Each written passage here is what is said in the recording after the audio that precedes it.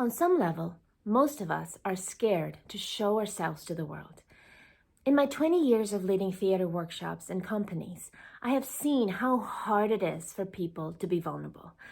We want to be seen, but we're also scared to be seen. And although it is natural to be wary of the unknown, our lack of trust affects our well-being and learning possibilities on many more levels than we imagine. Trust reminds us that we're not alone and that we truly need each other to learn and thrive. In this course, we'll explore the many dynamics of trust and how theater can be the perfect place to nurture it. I'm Anna O'Callaghan, theater director, producer, and teacher. I have spent my life understanding and experiencing the power of trust as a verb through my work in the theater. Typically, the first few sessions of any theater workshop will be dedicated to creating a sense of trust within the group, to be able to freely explore and collaborate in a safe and supportive environment.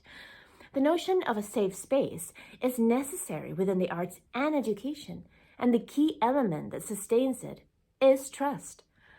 Someone once told me that trust is hard to get and easy to lose. There is a popular trust exercise in the theater that consists of allowing yourself to fall backward for others to catch you. It is nerve-wracking at first, but the effects are wonderful.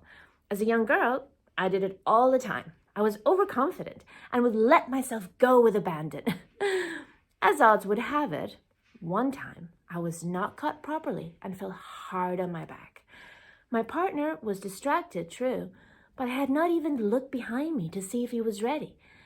The worst outcome was not the bruise, but the newfound fear. It took some time to find the confidence to trust others again and to trust myself too. An exercise in both becoming available to receive the support of others and letting go. A balance between grounded knowledge, instinct, connection, and pure optimism. I came to understand the nuanced relationship between trust and trustworthiness, between the general and the specific, between the people and the tasks. As you'll see through this course, trust is not a one-way street, and it is definitely not so simple. Hannah Arendt defines courage as the act of leaving one's private place and showing who one is, disclosing and exposing oneself. To be vulnerable is to be brave. This is where trust is found. How can this delicate balance be constructed? The dynamics of any theatrical process are rooted in trust. Trust in the director, in your fellow actors, in the crew, in the play, in the audience, and most importantly, in the self. This journey of trust allows actors to access their full potential and the play to come alive. It's a web of many hands clasping each other and walking into the unknown. For this reason, the theater pays special attention to trust building through a myriad of activities, techniques, and exercises that set the foundation of the theatrical journey itself. A sense of belonging, recognition, respect, listening, and overcoming challenges together all play a part in reaching the common goal, while in the process, building strong relationships, learning, and having a blast. I sometimes tell the story of my fall to students and actors I work with. It helps them understand what is really at stake when you work as a team. We are responsible for the emotional and even physical well-being of others that are also caring for us. This sense of responsibility is empowering and noble, and within the theater, it is not taken for granted. Both me and my fellow actor that failed to catch me learned a valuable lesson. My fall helps me illustrate very well how trust can be earned again and fortified. In a similar way, a classroom must be a place where trusting relationships are established, not only amongst peers, but crucially between teacher and student.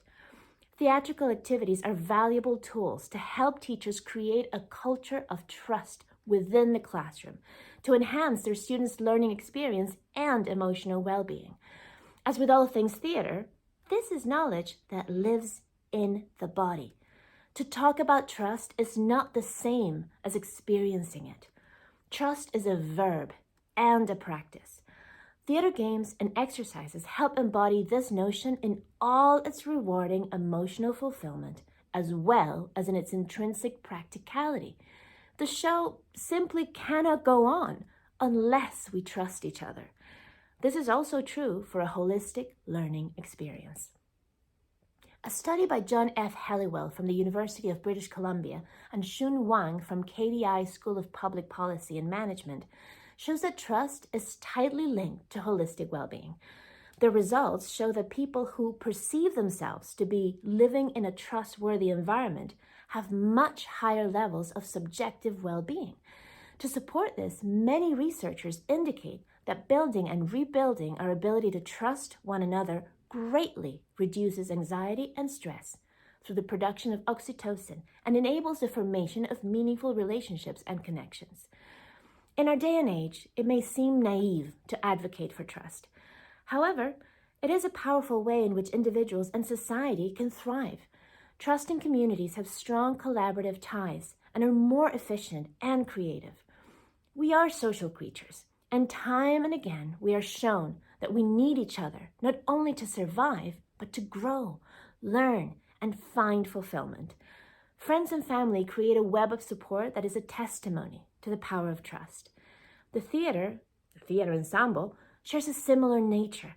We're all in this together, in the freedom and acceptance to be creatively, genially ourselves. And trust is the key to understanding the essence of that collaboration.